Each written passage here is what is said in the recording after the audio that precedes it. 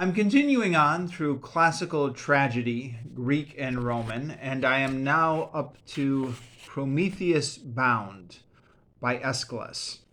Now, just to recap my history with this briefly, in case anyone missed any of my previous videos, I read a lot of adaptations of Greek mythology as a teenager, and beyond, things like Bullfinch's mythology, Edith Hamilton's mythology, etc. But I have somehow managed to make it to this point in my life without actually reading the original classic plays. So I know I'm coming to this late, but here I am. So this is my first time reading Prometheus Bound. I was somewhat familiar with it by reputation. For example, I knew beforehand that this was Karl Marx's favorite play. And indeed, even if I hadn't known that ahead of time, in this edition, the essay that accompanies this play makes that the very first sentence. Marx called Prometheus the loftiest saint and martyr in the philosophical calendar. So this volume that I'm reading has a little essay after each play, and you can see right from the very first sentence, they don't waste any time getting around to Marx. As they make clear in this essay after the play, not only Marx, but a lot of other philosophers and 19th century romantics wrote a lot about Prometheus. And it is definitely a play that makes you think about its themes. I think there are maybe two themes going on. One is a political theme, hence Marx, which is rebellion against a tyrannical authority.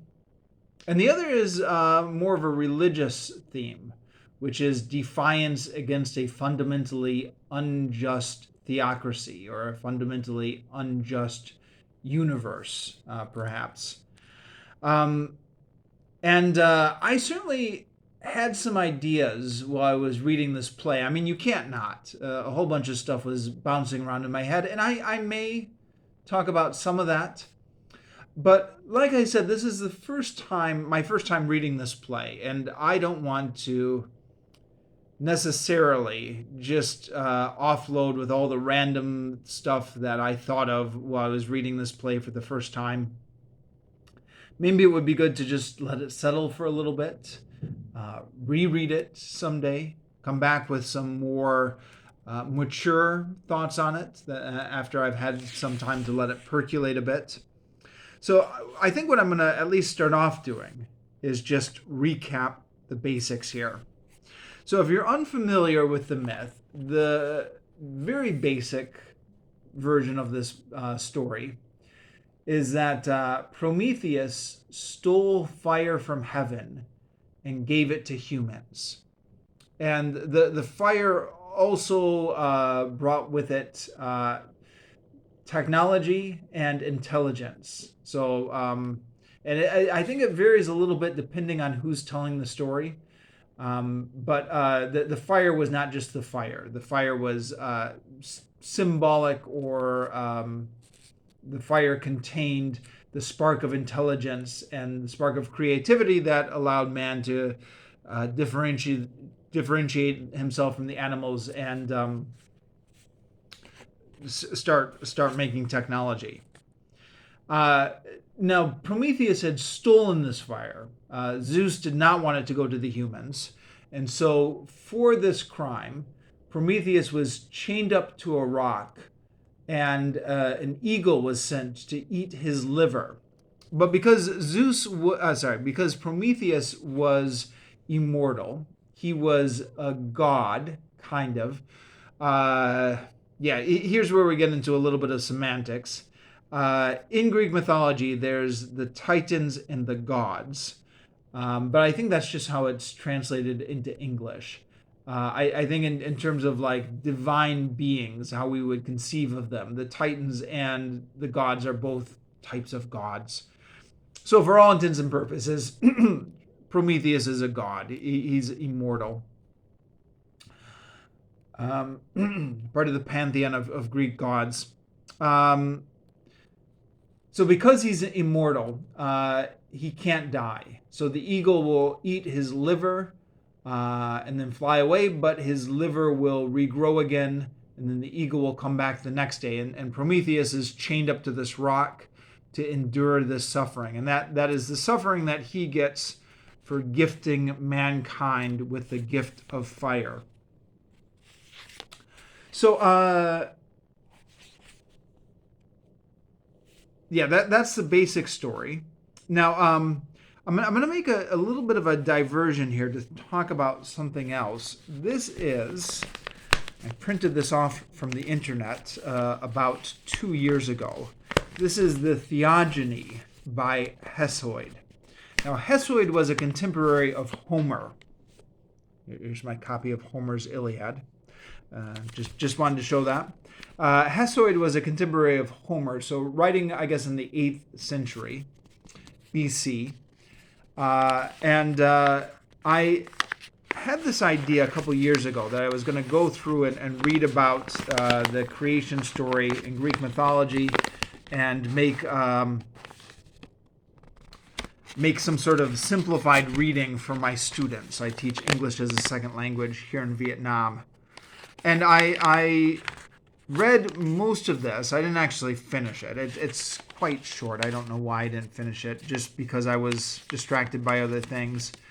But I read enough to get to the Prometheus version.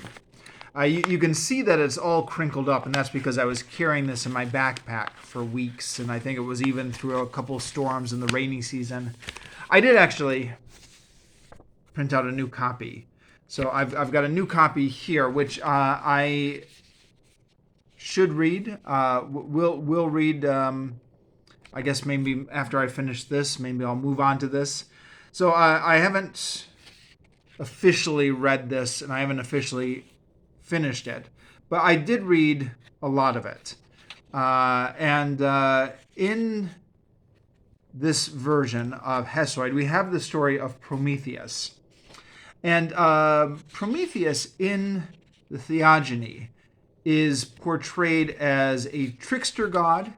He's a god who's cunning, and his name Prometheus means foresight, so he's always up to tricks. And he's able to steal the fire from Zeus, and then Zeus... I think this is the key part over here.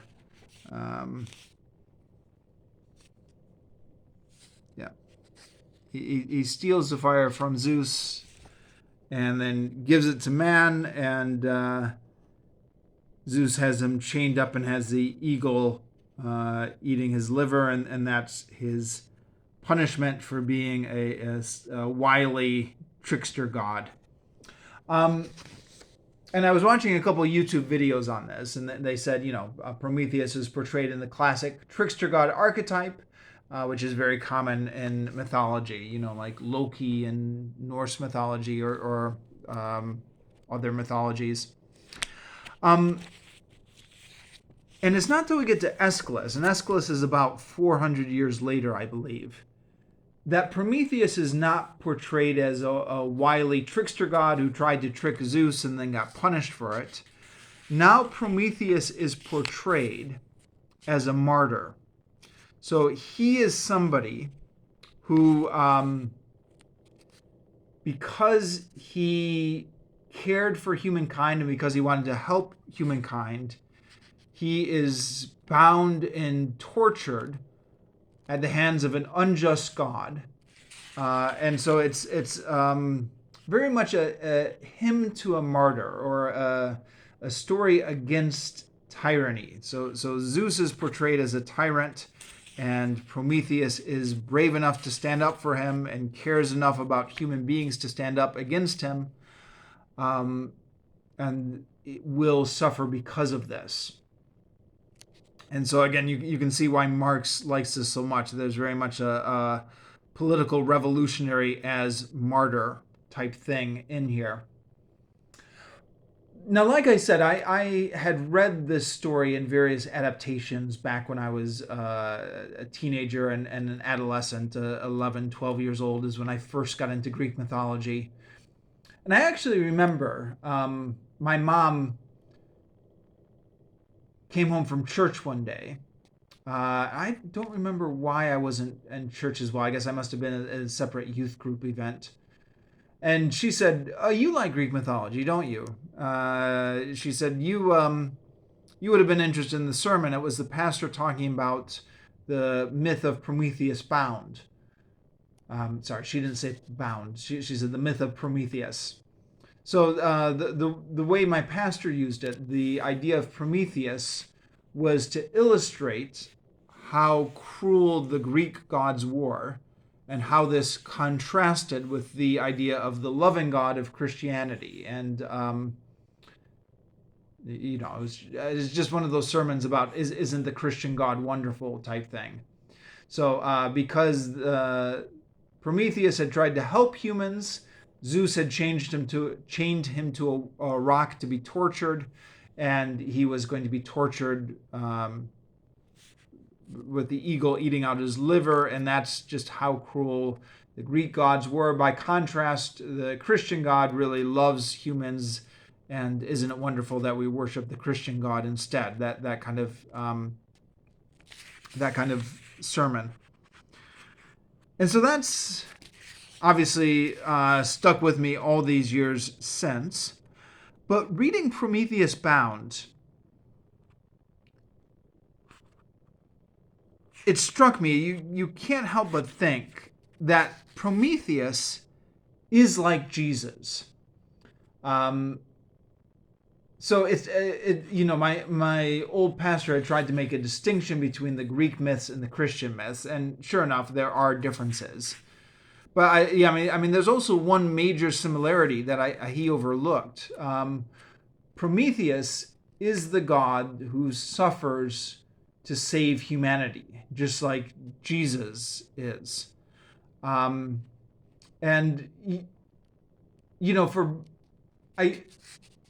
for Prometheus, for the Greek gods especially, when you're reading this, you think to yourself, well, why does he care about humans? I mean, these are gods who are up in Mount Olympus and they're dealing with the cosmos and they've got their own things to worry about. Why does Prometheus care so much about humans that he's willing to make this big sacrifice for them?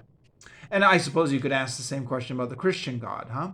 Why does God care so much, or why does Jesus care so much about humans that he's willing to be sacrificed on the cross for to redeem humans? But they do. Prometheus really wants to help humans, just like Jesus is willing to be crucified to help humans. And so that is the noble character that these versions of the gods do not have to do this. The humans are much below them, but they do make that sacrifice. But it's not simply to help humans that Prometheus is making this sacrifice. And in fact, when you read Prometheus Bound, Prometheus barely mentions the humans. I mean, he mentions them a little bit. But Prometheus is, by and large, doing this as an act of defiance. So he thinks Zeus is an unjust, tyrannical ruler, and so he refuses to submit to Zeus. And that's the other half of it. And again, you can see why Karl Marx really liked this. Now, it always interests me when I'm reading these classic works of the Greeks. I mean, they really believed in these gods, right? So when Aeschylus was writing these passages about what an unjust tyrant Zeus was, or when his performers were performing these passages, didn't they get worried they were going to get struck down by a lightning bolt? I mean, I had the same questions when I read the Iliad, and it's portraying the gods in often a negative light in that. Weren't they worried writing this stuff? But or how much did they really believe it? I don't know. But at any rate, that's the way Zeus is portrayed in this, and Prometheus is portrayed as the rebel against Zeus. So hopefully this isn't going to be too sacrilegious to say, but in a weird way, Prometheus is like Jesus, but he's also like Satan. And when I say Satan, I mean the Satan from Milton's Paradise Lost, the rebel Satan who's rebelling against the rule of God. So it's almost as if, again, to put this in Christian terms, imagine if the God who died on the cross was not actually being helped by the God of the Old Testament, but it was being done as like a rebellion against the God of the Old Testament. Like these were two different entities opposed to each other, which I think, correct me if I'm wrong, I think that was actually one of the early Christian heresies, right? Or one of the early versions of Christianity. That the God of the Old Testament and the Jesus, the God of the New Testament, were actually two opposing forces. I believe that was a version of Christianity in the early days, one of the early heresies. So I guess that's the version we're going with here. Anyways, I said I wasn't going to get sidetracked babbling about the philosophical stuff, and then that's exactly what I've been doing. Let's get back to the play. One of the interesting things about this, and again, I've just gotten done reading the Orestia, which has gods making cameos in it, at least in the third play, when Apollo and Athena come in, but is largely about humans and their concerns. This one here is all about the gods. I guess Io. Io is a human woman who is changed into a bull. But aside from that, these are all gods and titans and divine beings. Even the chorus is made up of the daughters of Oceanus. So, it's a much more cosmic play than some of these other Greek tragedies. This is the gods themselves are being dramatized. Now we start off with might and violence, but violence actually is called muta persona. So violence does not get any lines at all in this. And again, having read some of the theogony, I recognize might and violence as being some of the earlier primordial beings who are mentioned in the theogony. But yeah, so these are not just personifications of the what's the word I'm looking for? The idea, although I guess they are that as well. But they are characters from Greek mythology. But violence doesn't have any lines, so that makes you wonder how we know violence is supposed to be here. I guess the stage directions from the original Greek must have survived as well. I always wonder if these stage directions are really from the original Greek or they were just added in. But anyways, so they are chaining Prometheus to the rock. Might thinks Prometheus deserves it. Hephaestus, who's one of Zeus's sons, is reluctant to do it, but knows he's been ordered to do it. So they chain him up, and then Prometheus is just left chained to that rock, and he's going to tell his story to the chorus who comes to listen. Now, Prometheus knows something. His mother, Themis, has given him a prophecy that Zeus someday is going to be overthrown because he's going to marry the wrong woman. And this woman is going to produce a son who's going to overthrow him. Now, Zeus himself comes at the end of a cycle of sons overthrowing their fathers. So there's Uranus, who was the sky god, who was overthrown by his son Kronos, who was the leader of the Titans. And then Kronos was overthrown by Zeus. And in most retellings of Greek mythology, the cycle just stops there. Then there's Zeus, and Zeus will reign forevermore. But I guess it does make you wonder, why not the cycle just continuing? And then Zeus gets overthrown by his son. And that actually is the prophecy that Prometheus has, that Zeus is going to get overthrown by his son, which is not something I remember from any of the retellings of Greek mythology that I read when I was younger. But makes sense, right? It fits the cycle. So Prometheus knows the woman that is going to bring about Zeus's doom by producing this offspring who is going to be mightier than he. But he won't tell it. And then Hermes comes at the end to ask Prometheus to repent and to give up the name. And Prometheus refuses to do this and talks about how much he hates Zeus.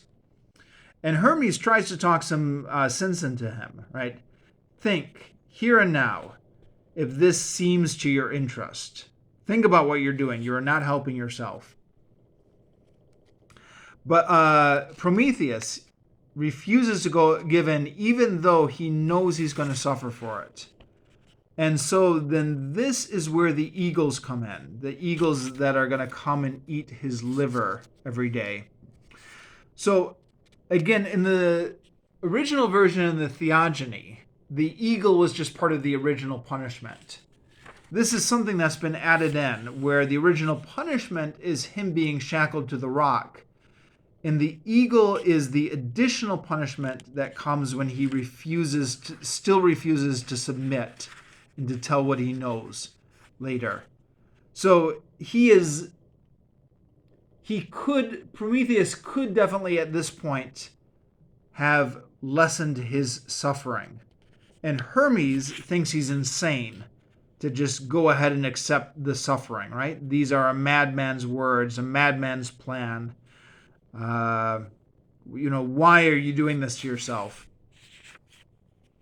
Again, the theological angle there of somebody who's choosing to suffer. But I said I wasn't going to get into all my half-baked philosophical ideas.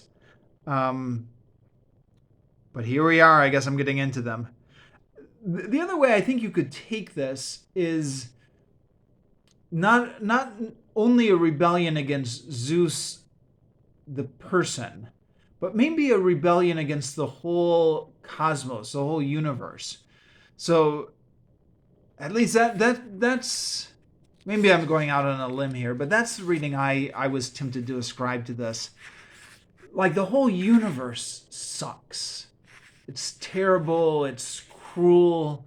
Life is short and hard and brutish, and you read the newspaper every day, or you go on to CNN and you just see atrocity after atrocity, and natural disasters, and the whole suffering that is the universe. And you can either accept it and say, well, God is good, God loves us, God is working for our benefit. Or you could say, no, this sucks, and I'm not going to go along with it. And that seems to me to be what Prometheus is saying here. I guess this is like Philip Pullman's angle, right? The Golden Compass rebellion against God. But that's stretching things a little bit, but that seems to me that, or at least that's something that occurred to me while I was reading this. Now, that being said, I should make the disclaimer that I am not claiming to be as strong as the Prometheus in this play. I know myself. I am a very weak and weak-minded person. If I was given the choice that Prometheus has, I'm not proud of it, but it's true. I would most definitely go for the choice of lesser suffering. And what is it they say about torture? Everybody has their breaking point. So you can only hold out for so long, and then everybody breaks at the end. So if that's true, and I believe it is, then I'd just break early. I'd say, okay, we all know where this is going. I'm just gonna tell you everything you want to know right at the beginning. You've broken me. I give up. Give me comfort. But yeah, that's not Prometheus. Prometheus is made of stronger stuff. Now, one of the interesting things about this play is it's a part of a trilogy, and we don't have the trilogy. We only have this play. So there's two other plays following. There's Prometheus Unbound, and then I forget what the name of the last one is. You can look it up on Wikipedia. But there's 3 plays total. And we know what happens in those other plays through, I guess, summaries that have survived of the plays and other ancient authors like Cicero talking about them. So I guess what happens in the other plays is if you know your Greek mythology, you know that Prometheus does not stay chained to that rock forever. Hercules will eventually come and free him. That is Prometheus Unbound, where Hercules breaks his chains. And it turns out, I didn't know this until going to Wikipedia, but this prophecy that Prometheus is saying about how Zeus is going to marry the wrong women and she's going to produce a son that's going to overthrow him. That's referring to Thetis. Now, Thetis was a sea nymph, and there was a prophecy attached to her that whoever married her, the son would become greater than the father. So once the gods figure that out, they forced her to marry a mortal. And this part of the story, actually, I did know. They forced Thetis to marry a mortal, and she married Peleus, I believe is how it's pronounced, and his son became Achilles. So I guess in the third play, Prometheus actually tells Zeus who the woman he's not supposed to marry is, or I guess not a woman, it's a goddess, a sea nymph. And so he reconciles himself to Zeus in the third play. And it's a pity we don't have that, because it would, I don't know how much that would change our reading of the first play, right? Our first play is just Prometheus defiant against injustice. That's our takeaway from the first play. Are we supposed to make that our takeaway from the whole trilogy? I mean, we can't say because we don't have the trilogy, right? But does Prometheus learn his lesson? Was that the intended story arc? Or is it Zeus who learns his lesson? I don't know, but just putting that aside and focusing on this play, I've somewhat jumped ahead to skip the plot. Actually, there's not really much of a plot here. It's just a bunch of people talking. Ocean comes to talk to Prometheus. Now, Ocean is a fellow Titan, and like Prometheus, Ocean did not partake in the war against the gods. Oh yeah, sorry, that's something I forgot to mention. Prometheus was one of the few Titans who did not side against the gods. He actually tried to help the gods in the war against the Titans, which is why he wasn't thrown down into Tartarus with the rest of the Titans. But now, of course, he finds it ironic that he's being punished by Zeus in this way when he was somebody who had tried to help. Oceanus, I think, is in a similar position. Well, not being punished by Zeus, but Oceanus was one of the Titans who was not flowing down to Tartarus. So Oceanus tries to talk some sense into Prometheus. He's one of Prometheus's friends. He also wants to try and intercede for Prometheus, but Prometheus tells him not to. The chorus is all made up of Oceanus's daughters. Oceanus had a number of daughters who were like the sea nymphs. And then we get Io, how do you pronounce this? Io, coming to visit. Now, again, like I said, I'm familiar with Greek mythology because I've read a number of retellings of it. And I knew the story of Io, who was a woman who Zeus fell in love with. Hera got jealous, so Zeus changed her into a bull to hide her from Hera. Hera was not fooled, so she sent a gadfly to torment Io. There's also Argos with 100 eyes who was supposed to watch over Io, and then Hermes slew Argos. But without getting into that whole story, Io at this point in her story is traveling across the world, being driven from the gadfly, and bumps into Prometheus out here. Now, I don't know what Aeschylus' sources were. I don't think Io was part of the original Prometheus story, but then what am I saying? I don't know anything. I'm not a scholar. But certainly in the retellings that I've read, the Io story was always a separate story. It wasn't interwoven with Prometheus' story. But here their stories are interwoven. They talk together. They lament their fates. Prometheus knows Io's sad story, but he also knows the future. And he knows that eventually Io, after many sufferings and travelings, will revert back to her human form, and will have many descendants. And one of her future descendants will be Hercules, who will eventually free Prometheus from his rock. So they talk for a long time until Io is driven off again by the gadfly. And then we have Hermes come and threaten the final punishment to Prometheus, and then give Prometheus the final punishment. As I already said, I'm talking about this play out of order. And that's pretty much the play. I mean, at least that's my summary of it. I'm sure if we were to listen to...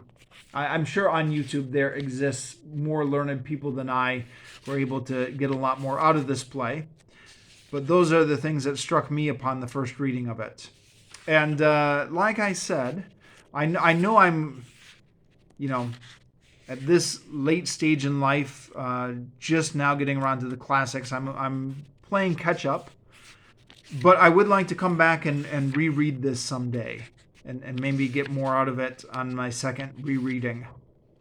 But I'm not going to reread it now because I'm on to the next play in this volume, which is Oedipus the King. So I'm going to move on to that next, and I will come back with my report once I've finished this one. So until then, see you later, BookTube.